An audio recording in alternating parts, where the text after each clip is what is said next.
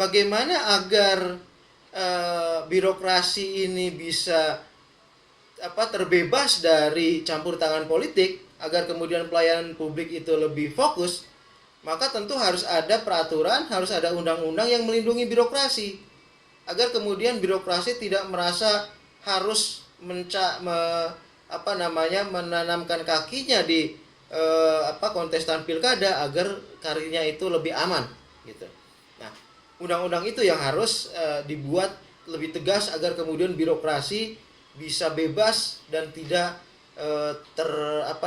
terpengaruh oleh politik gitu ya.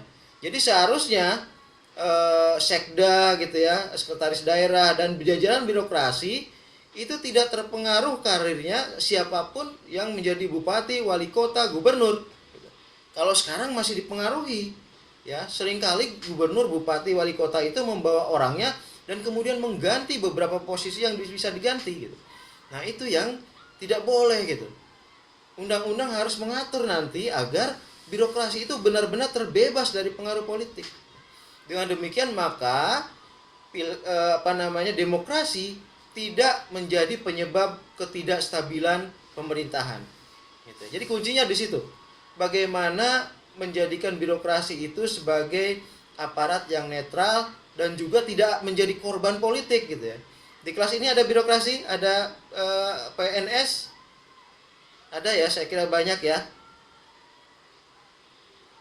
Oke, dan saya kira ini harus menjadi concern kita bahwa birokrasi itu mesin negara, dan mesin negara itu tidak boleh ya terpengaruh oleh politik gitu. Jadi gonjang-ganjing politik setiap 5 tahun itu seharusnya tidak mempengaruhi birokrasi baik di tingkat nasional ataupun daerah. Dengan demikian maka politik ya jalan terus, dinamis terus, tetapi kemudian pelayanan publik ya, pelayanan rakyat terhadap rakyat itu berjalan terus tanpa terganggu. Dan kemudian jabatan-jabatan di birokrasi itu aman, tidak tersentuh oleh politik gitu ya. Karena bagaimanapun pejabat politik itu selalu ingin menanamkan orang-orangnya di dalam birokrasi.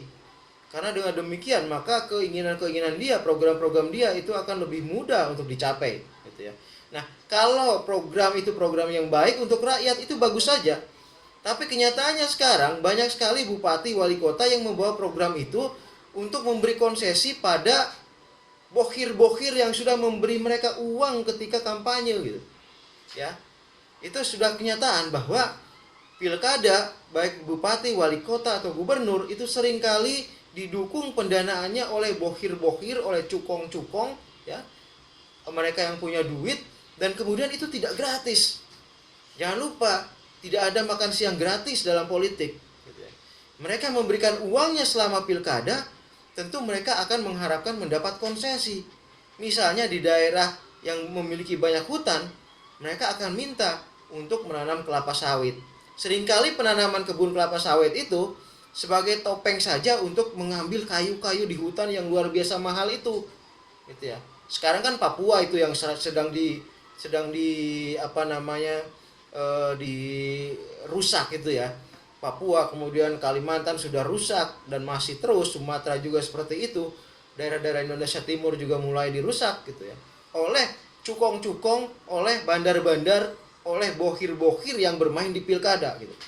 Jadi yang merusak demokrasi itu kadang-kadang bokhir ya, yang mereka menanamkan uangnya tapi kemudian minta balik konsesi, yang konsesi itu tidak memunculkan kebaikan bagi daerah gitu.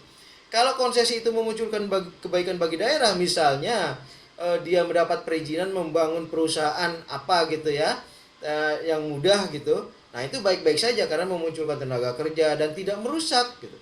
Tetapi kalau konsesi itu kemudian mengambil konsesi tambang batu bara, mengambil hutan gitu ya, tentu itu akan memberikan dampak negatif. Kita lihat banjir bandang di mana-mana kalau ada hujan, ya kan? Kenapa demikian? Karena di hutannya, di atasnya itu sudah habis, ya, udah habis dibabat oleh para pengusaha konsesi ini gitu.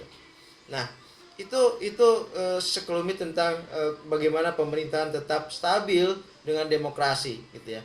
Nah, tentang hak pilih rakyat gitu ya. Saya kira sekarang ini kalau hak memilih itu semua sudah sama. ya, one man one vote, ya. Setiap rakyat yang sudah berhak usia hak pilih 17 tahun ke atas atau sudah menikah itu boleh memilih. Itu hak memilih gitu ya. Mau dipakai atau tidak hak itu, tetapi hak itu sudah disandang melekat pada setiap individu warga negara yang sudah 17 tahun atau sudah menikah. Gitu ya. Nah, hak memilih, hak dipilih yang memang masih belum sama gitu.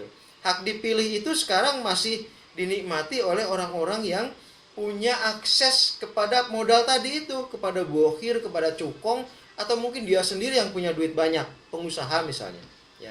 Karena kita lihat orang-orang yang maju sebagai kepala daerah, ya, bupati, gubernur, wali kota, itu rata-rata orang-orang yang mapan secara ekonomi, gitu ya. Karena di era demokrasi liberal sekarang ini, sayang sekali kita menjalankan demokrasi liberal, ya.